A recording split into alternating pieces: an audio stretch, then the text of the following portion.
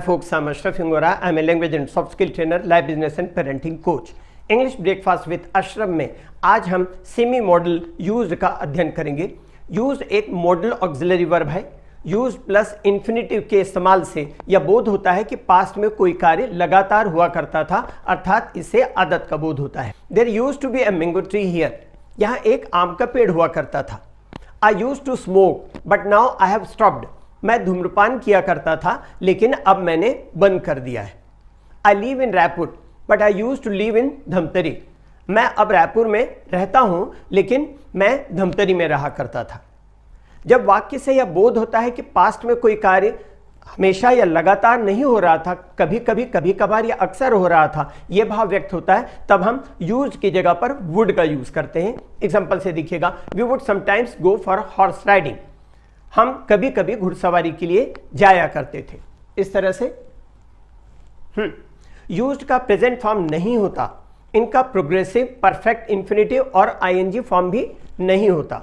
वर्तमान की आदतों, अवस्थाओं, habits means states, habits and states के बारे में जब बात करते हैं तब उसमें जगह पर सिंपल प्रेजेंट का इस्तेमाल करते हैं, यूज का यूज नहीं करते। कई लोगों को मैंने देखा यूज करते हुए, आई यूज टू स्मोक, मैं धूम्रपान किया करता था, ये इसका भाव आता है। कुछ लोग बोलते हैं आई यूज टू स्मोक, मैं धूम्रपान किया करता हूं। ये कंस्ट्रक्शन नहीं होगा, यहां पर कंस्ट्रक्शन होगा आई स्मोक, या अगर आपके एग्जांपल में जो स्क्रीन पर दिख रहा है उसके हिसाब से कहूं तो ही स्मोक्स, वह धूम्रपान करता है, और पास्ट के सेंस पर किया करता था ये बताना है तो ही यूज्ड टू स्मोक। इस तरह से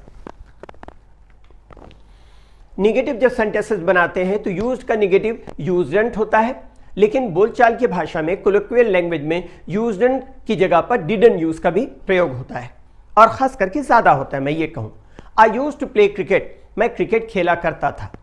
फिर next, I didn't use to play cricket, मैं क्रिकेट नहीं खेला करता था। इसको हम ऐसा भी कह सकते हैं कि I usedn't to play cricket, मैं क्रिकेट नहीं खेला करता था। Interrogative sentences used plus subject plus infinity द्वारा बनाया जाता है, लेकिन बोलचाल की भाषा में did plus subject plus use का प्रयोग करते हैं। जैसे एग्जांपल से देखें, use you to use this pen in your student life. इसका मतलब, क्या आप अपने विद्यार्थी जीवन में इस पेन का इस्तेमाल किया करते थे। इसी को हम दूसरी तरह से भी कह सकते हैं, did you use to use this pen in your student life. इसका मतलब, क्या आप अपने विद्यार्थी जीवन में इस पेन का इस्तेमाल किया करते थे। अब देखिए, टू बी यूज्ड टू एक मॉडल ऑक्सिलरी वर्ब है, लेकिन टू बी यूज्ड टू में यूज्ड यहां पर एडजेक्टिव है, टू जो है वो प्रीपोजिशन है, और यूज्ड का यहां अर्थ होता है एक्स्टम्ड टू, अर्थात अभ्यस्त या आदि होना। और इसके पहले बी, गेट, बिकम या ग्रो, और प्रीपोजिशन टू के बाद में नाउन आएगा या प्रोनाउन आएगा या जीरंड आएगा। जीरंड जो वर्बल नाउन होता है। He is used to dust and smoke, इसका मतलब वह धुएं और धूल का आदी हो चुका है। तो यूज्ड के बाद टू लगा, प्रीपोजिशन है, डस्ट और स्मोक यहां पर नाउन है। उसी तरह, you will not find the climate so oppressive when you get used to it. आप जलवायु को ज्यादा कष्टप्रद, कष्टदायक नहीं पाएंगे जब आप उसके आदी हो जाएंगे। निगेटिव बनाने के लिए, I am not used to walking long distances, मैं लंबी दूरी तक चलने का आदी नहीं हूं। नेक्स्ट एग्जांपल देखिए, he had not been used to such a hot climate, वह इतनी गर्म जलवायु का आदी नहीं रहा या आदी नहीं था।